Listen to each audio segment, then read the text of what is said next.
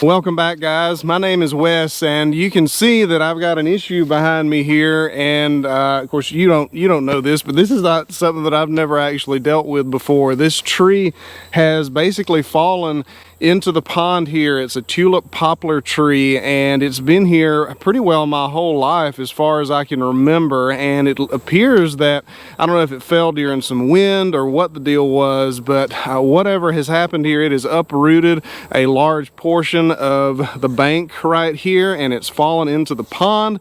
And I would really like to get it out of the pond, but the problem is I only have this relatively small 45 horsepower tractor here, and I really don't know how to get it out of the pond. So let's just try and figure it out. It's not a particularly large log. It may be like 13-14 inches tops down here at the base, but there's a lot of it, and the tractor is, like I said, it's kind of a small tractor, so I don't know. Here's what I'm going to try first. I'm going to go ahead and just cut it off at the base, and it's going to be kind of fun because this root ball right here is no doubt going to flop over and make a pretty cool water explosion. So I'm going to cut it off at the base, and then I'm going to wrap a chain right here and use the leverage to try to wiggle it around that direction. If I can get it over there and get the stump portion pointed that way, hopefully I can just kind of gradually get it off onto the bank and cut it off as I get it out. I don't know. Let's try.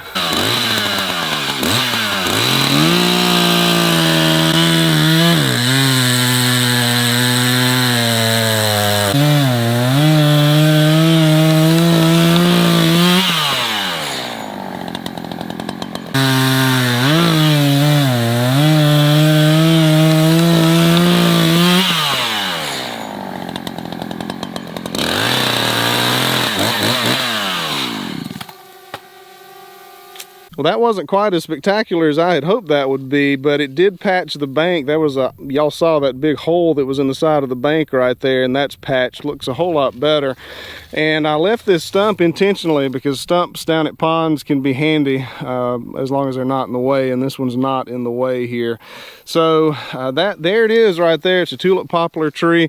Not a whole lot of heartwood going on right here, which is kind of what I suspected, and I think that's probably because it's had a steady access to water its entire life. So let's hook the chain to right up here and see what I can do. I'm not so sure this is going to work or not. This is a lot of weight right here, but I'm not sure what else to do. The main thing is I definitely don't want to leave it on this bank right here or in the pond, because there's enough trash in the pond and this would just really be ugly and in the way.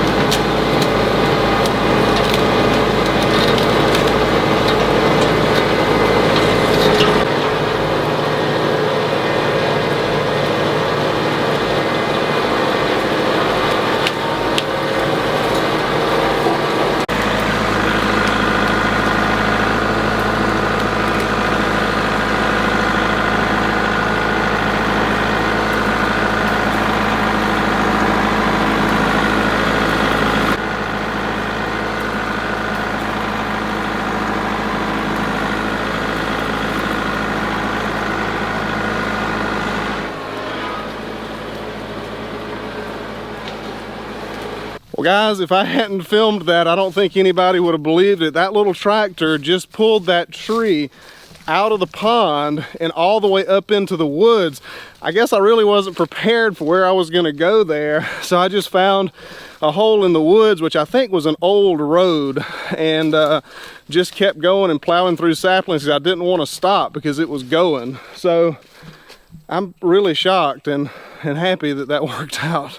Here's where the whole setup ended up here. This is a current road actually right here that I still use, and this was where I came through right here. I think this used to be a road a long time ago, but yeah, it pulled the entire thing up into the woods here. That was great. And now I just gotta see about getting it out of here.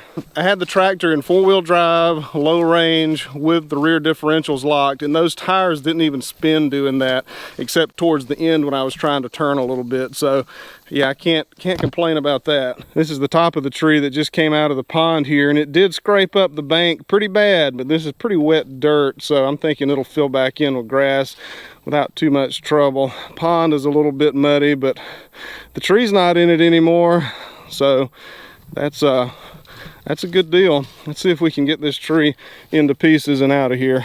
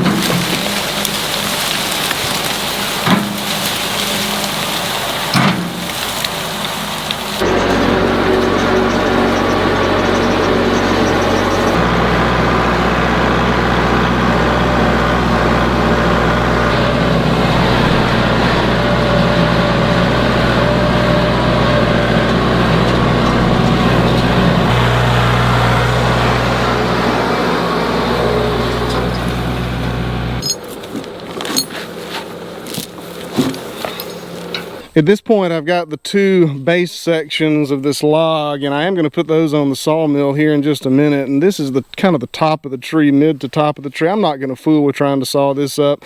It's getting relatively small here towards the middle, but I do want to pull this out of the wood so I don't junk up the woods. So let's get this out of here, and then we'll see if we can get the sawmill going.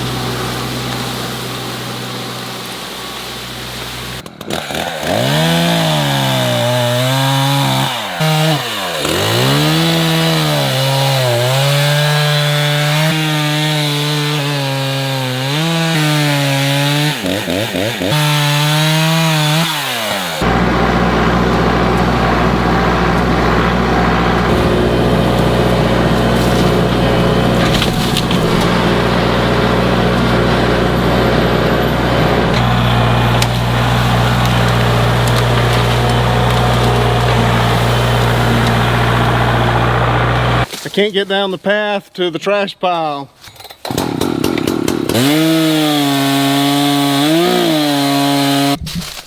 Whoops.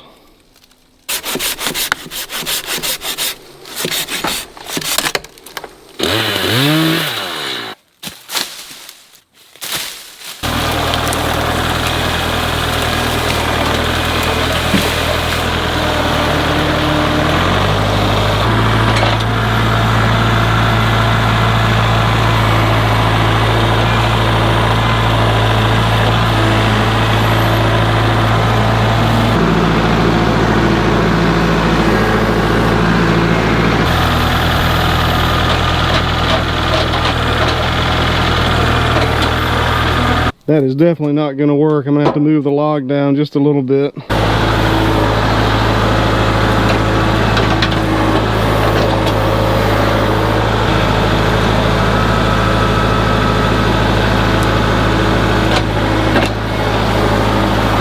Alright guys, let's go ahead and give this log a try here on the mill. And to be honest, I'm not expecting a whole lot of spectacular things out of this log.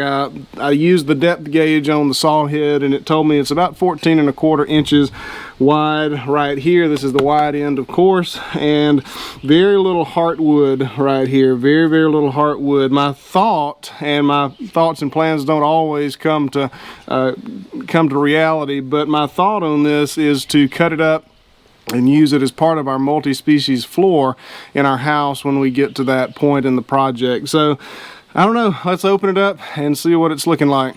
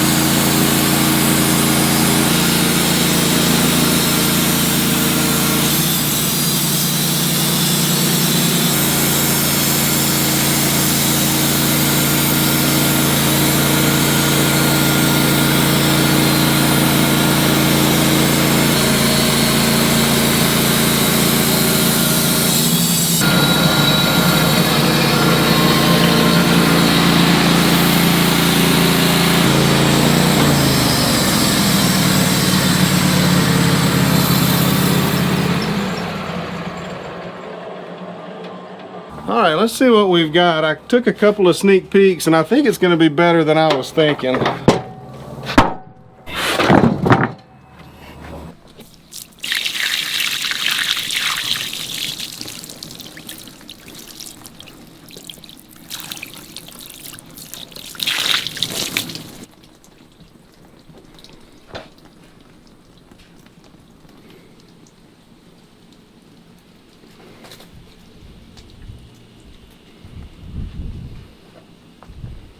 Here's a piece that's pretty much mostly all sapwood right here.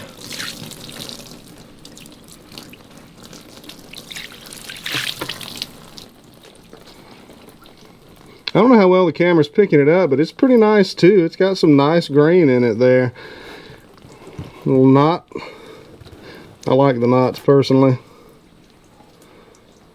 Well, I have to say I'm pleasantly surprised. I didn't expect to get such decent lumber out of these. I'm probably definitely going to try to put these in our house. That means I'm going to have to get them stickered and get them drying. But we'll pick back up on this tomorrow. I'm out of time for the day. I got a late start. We all had dentist appointments this morning, and it is almost 4 p.m. and I've got a date tonight. So we'll try that other log tomorrow. And also tomorrow, I want to try to get this trailer out there to the pig pen and back kind of at one of the gates, I guess you could call them, so that the pigs start getting used to getting in and out of the trailer, so it'll be easy come the evening before butcher day to get them loaded.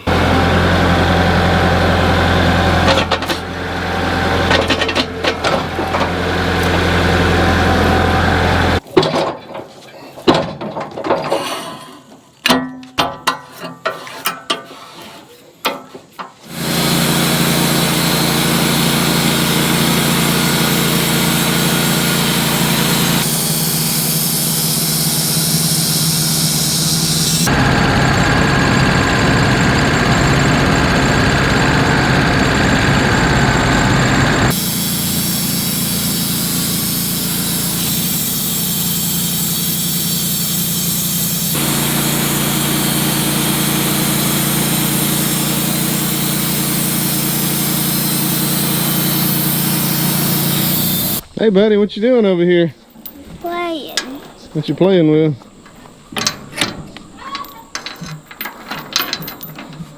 Safety chains? Show me what you've done inside of the trailer. Yeah, well, what is it? I don't know yet, but it has a winch, you see? Not an adjustable winch. No, it's not an adjustable wrench, you're I right. got that winch out of the shop. I know. How'd you know I got that winch out of the shop? Because that's where I keep my wrenches, in the shop. Oh. Okay, well what do you call this contraption you've made? A slingshot. A slingshot? Yes. Okay, we'll go with that.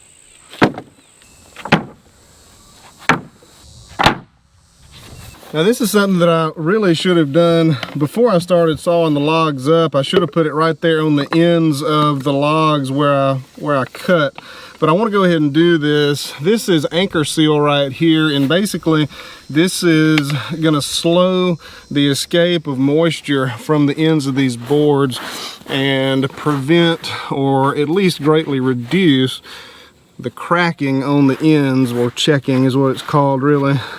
So I want to make sure I get a good coat of this stuff on all the ends of these boards. If I had done it beforehand, I would have just been able to slather it over the end of the log, but I didn't think about it until just now. And this is poplar, so it's very soft. So my guess is that it's going to have a tendency to want to crack pretty bad, so, or check pretty bad. It's called checking.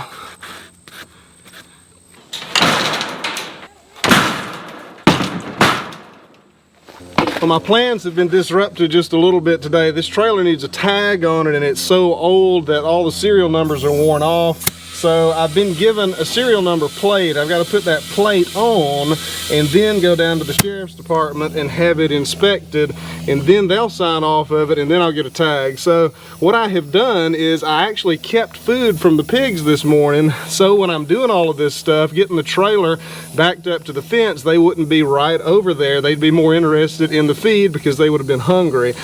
So I can't leave them hungry all day, so I'm just gonna go feed them, and then later on this afternoon we'll come back once we get this trailer squared away legally, and I guess fight pigs while we try to put this into the fence.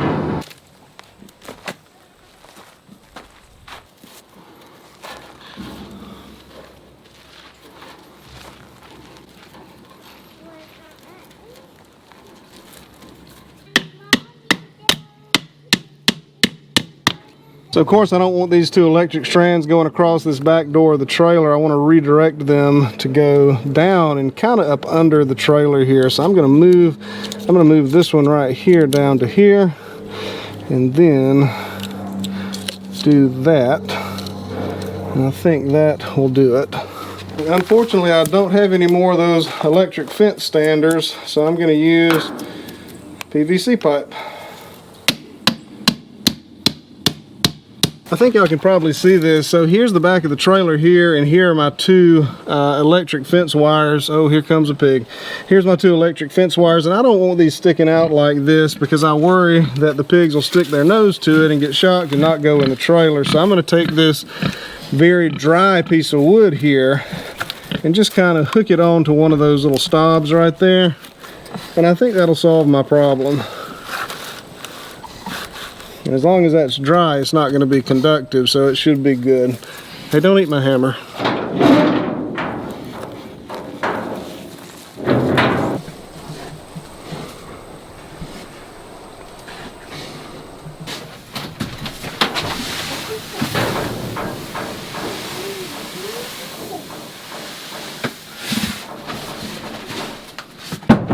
Well guys, that's going to do it for this video. I've had just about enough fun for one day, and I'm hoping that this pig right here goes up in this trailer and finds this food. I've got some food up in there now, so my hope is that they'll start feeding. There she goes. My hope is they'll start feeding up in there, and then once Sunday evening comes, I can just shut the trailer door, and Monday morning I can be off with them. I almost managed to get the trailer legal. I have to have a tag for it at this point, and I went to the sheriff's department and got them to inspect it, and they signed off on it. And then I went to the tag office, and I couldn't get a tag because it's actually not my trailer. It's a loaner trailer, so the person who owns it has to take that paperwork down. So one more hoop to jump through, but hopefully I'll have a tag tomorrow. I'm desperately hoping, because that's kind of as late as it can be. If you see back here, something that I've done, I hooked the Jeep up to this trailer. And the reason that I did that is because when it was off of the truck, it wasn't as stable. It wasn't quite as stable as it was, of course, when it was hooked up to the truck. So I didn't feel really good about that, because once 1,000 pounds of pigs get up in there, I'm afraid that it's going to be they may move the trailer one way or the other and get it off of the fence, and they may create some kind of a hole, and they might just escape. So I didn't feel good about that, so I figured that'd be a good task for the Jeep. So I hooked the Jeep up to the trailer, and that made it pretty stable, so I don't think it's going to go anywhere at this point. But I think that's going to do it for this one. At this point, I just need the pigs to get used to the trailer. We'll close it up on Sunday evening and take them to the butcher on Monday, and then we'll have some sausage and gravy next week. We're taking all but one. One of them we're keeping as a breeder sow, and we'll see how all of that goes. But I'll give y'all an update once this whole ordeal is passed, and I'll see y'all in the next one. Thank you for watching. Are you eating paint chips? You're eating paint chips, aren't you?